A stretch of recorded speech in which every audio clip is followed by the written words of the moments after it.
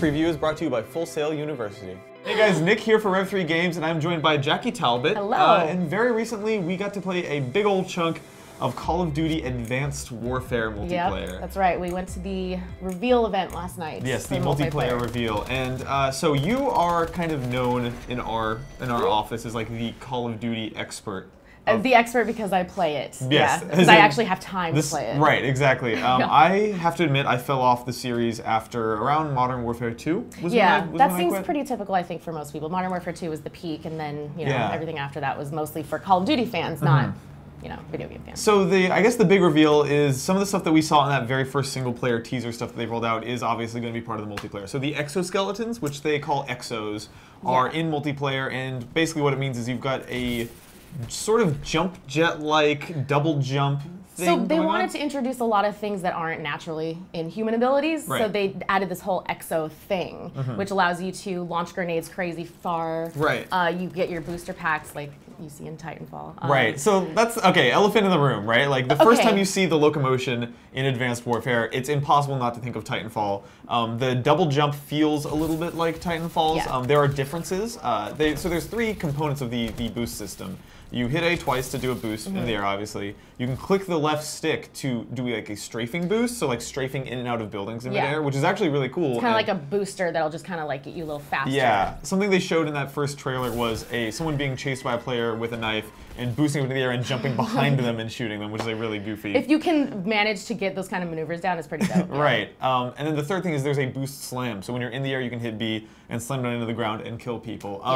So they went out of their way in their presentation to say that they first prototyped this whole boost jet system 3 years ago, which felt like a tacit admission that we know this looks like Titanfall, but we swear to God we thought of this a while ago. Well, it totally does, and that's fine. Like, yeah, even if they did rip it off from Titanfall, I think it's okay because when you start playing Titanfall and if you try to go back to any other Call of Duty, all I want to do is goddamn double jump. Like I just want to boost jump all over the place. So it's great. But yeah, so you mentioned the Exo editions. The other edition is sort of a big structural change to the way the multiplayer is set up. There is now a pick 13 system for deciding on your perks. Is awesome. So you're into it. Okay. From Black Ops 2, they introduced the pick 10, and that's exactly the same thing except for your score streaks were separate. Right. The pick 13 is exactly how pick 10 was. You customize as much as you want, whatever you want, but then it also includes your score streaks.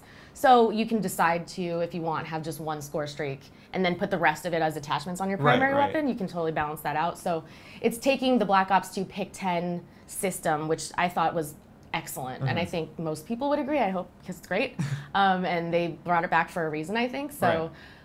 It's incredibly robust. Like the amount of customization you can pull off is actually staggering. Like I was overwhelmed by the amount of freedom I had. And that's how Ghost kind of started in that direction. I think it was a huge jump as far as customization was, but it was not quite fully fine-tuned. But yeah, they were saying there's literally billions of combinations that you can make. So there are a few different modes also that they've added to this. One of them, the most standout one, I think, is called Uplink, which is basically a sport, I guess. Yeah, it's basketball. Yeah, it's basically basketball. So on each side of the arena, you've got a huge glowing sphere, and there's a sphere between you that you have to go pick up. Man, I'm describing this horribly. A ball, basically. You pick up a ball and try to throw it into your opponent's goal. And it really, when you pick it up, you can't attack. All you can do is throw it. You drop all your weapons. You can only hold, you don't drop them, but you can only hold this ball. Right, and which is, you were mentioning, it's remarkably like the sort of the bomb multiplayer and oddball multiplayer modes in Halo. Yeah.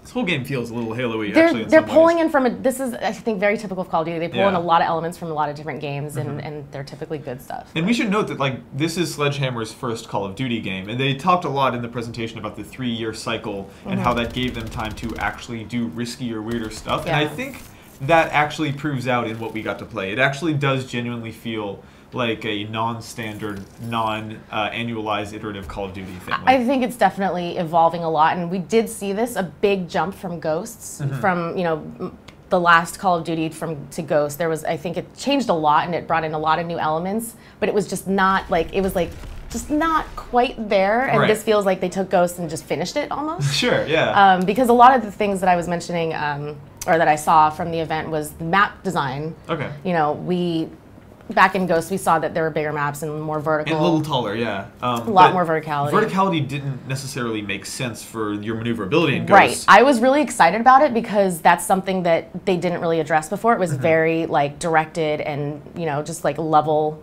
like actually level. Yeah. But then they started incorporating all these different levels, and it was like, that's awesome, it's so dynamic, but how the fuck do you get up there? Right, like, yeah. You didn't really have the option. Really, like, it was about going up staircases and stuff in Ghost. Whereas in this game, you just do a double jump and mount over a wall, and you're like constantly finding ways to get higher and lower. So it's like they finished what they started. There's also, interestingly, and I'm pretty sure this is completely new to Call of Duty, a loot system called supply drops, or no, care packages. Care packages is what it's called. And over the course of a match, you can unlock different items. So there are different guns. They said over 1,000 different pieces of loot. So different variations on guns, like a normal gun with a different skin that has maybe a little bit more damage but a little bit less range. They're all sort of tweaked versions of existing weapons. Right. So basically, you had care packages as kill streaks and score streaks every time there's a Call of Duty. But what this is, there's an addition to that, an attempt that they're trying to level the playing field and make it more even for everybody. Again, something that they really started to do well in Ghosts but didn't quite finish.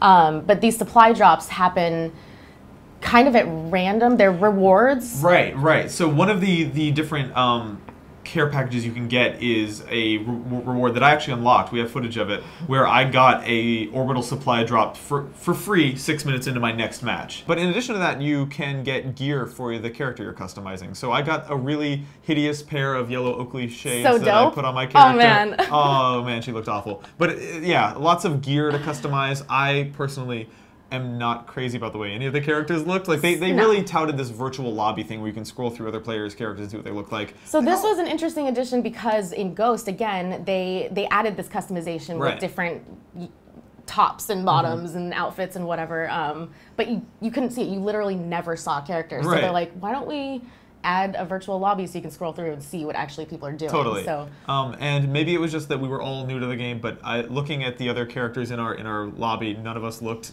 non-stupid. But that's okay. I mean, I think that this game is clearly a goofier, sillier take on Call of Duty in general. So that's what I liked that they were talking about during the presentation, was that they were just like, you're going to have a lot of fun, and it's like, just don't take it seriously. I think people take Call of Duty way too seriously. Right. Like, this is not a simulation game anymore. This is no longer like a gritty, tough war game. It's not Call of Duty 4. At least the multiplayer isn't. And I'm actually happy with that direction because they seem more willing to get creative and weird and have fun with it. Exactly. And like, as a super casual Call of Duty fan, I am somewhat won over by Advanced Warfare. I have to admit, when the very first single-player trailer came out, I was just like, A, that's the worst title for a video game Oh my god, ever. pick different words. Advanced Warfare is just such a generic name. And B, that trailer was just like, felt like a very normal Call of Duty trailer. But actually playing with these new locomotion mechanics and this loot system that seems potentially interesting and the just preposterous amount of customization, I could see myself potentially slipping back into a Call of Duty hole. Yeah, I think it's definitely a COD hole. I think it's definitely, like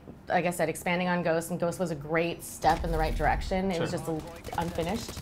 Yeah. So yeah, overall, I think it's a really impressive first showing from Sledgehammer. It seems like they did genuinely care about trying to take Call of Duty in a new, somewhat weird direction, which is what it would take for someone like me, who is a very casual COD player who kind of dropped the franchise, to maybe come back in and give it another chance. I mean, you're more experienced with COD, so what's your analysis so far? Like I said, I think Ghost was a really great step in the right direction. Didn't feel, it felt like it wasn't completely thought through. So this feels like, it feels promising. Like they're taking a lot of stuff they really started to do with Ghost as far as, map design and customization and kind of leveling the playing field and just really following through with it. So I'm excited to play. Again, with Call of Duty, it's as good as the players are. So if you're playing with people that you like, then it's going to be, it's going to be fun. Yeah. So. But yeah, that's what we thought. If you have any questions about our experience playing Advanced Warfare multiplayer, go down in the comments and hang out, and we'll talk to you about all the shooting. Talk to you about guns. We will talk to you about all of the different guns that we used, including headshot, no scope, 360 corn shot. 360 corn shot. Yep. But yeah, thanks for watching. Bye. If you're interested in a future in the video game industry, you should look into Full Sail University. Full Sail University has offered game programs for more than a decade, and graduates have worked on titles such as Grand Theft Auto 5, the Call of Duty series, Assassin's Creed 4, and many more. Full Sail students receive a laptop along with game industry software at a deep institutional discount. It's not just game development either. Full Sail University also offers a variety of campus and online degrees in fields related to the entire media and entertainment industry. Visit fullsail.edu/rev3games to learn more. Would you say that they're the most adorable terrorists you've ever seen? They're up like if there. you had to rate them. Definitely top 5. Top 5. Top 5. So we have the 2 terrorists, and their schoolgirl friend. Yeah, friend, sort of. Who just sort of accidentally stumbled upon their terrorist plot. How horrible they actually are. Yeah. Like, because there's that one endearing moment